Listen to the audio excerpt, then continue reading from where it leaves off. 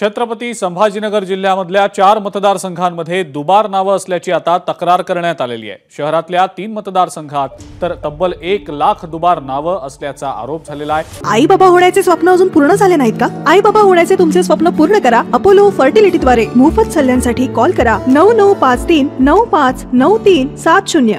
त्यानंतर आता जिल्हाधिकाऱ्यांकडून नावं तपासण्याची मोहीम सुरू करण्यात आलेली आहे। मतदारांनी स्वतःहून आपली नावं कमी करावीत असं आवाहन जिल्हाधिकाऱ्यांनी केलेलं आहे।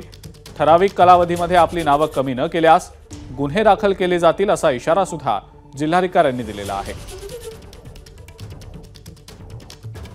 या सगळ्या संदर्भात जिल्हाधिकाऱ्यांचं नेमकं काय म्हणणं आहे त्यांच्याशी संवाद साधलाय आमच्या प्रतिनिधींनी, आपण पाहूया।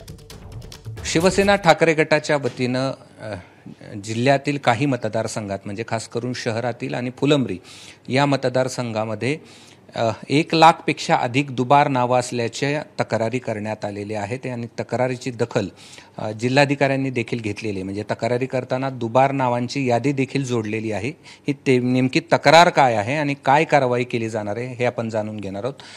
जिल्हाधिकारी स्वामी सर आपल्यासोबत आहेत। सर, काय नेमकी तक्रार करण्यात आली आहे?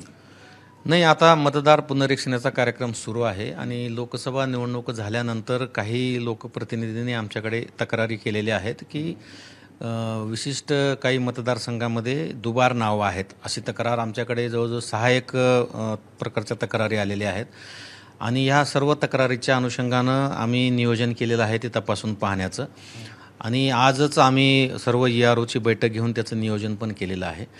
मतदार यादीमध्ये जिथं जिथं दुबार नाव आहे तिथं जी काही रीतसर प्रक्रिया आहे ती प्रक्रिया पार पाडून आम्ही ते निश्चितपणे ते नाव मतदार यादीतून वगळणार आहोत। ABP माझा, उघडा डोळे बघा नीट।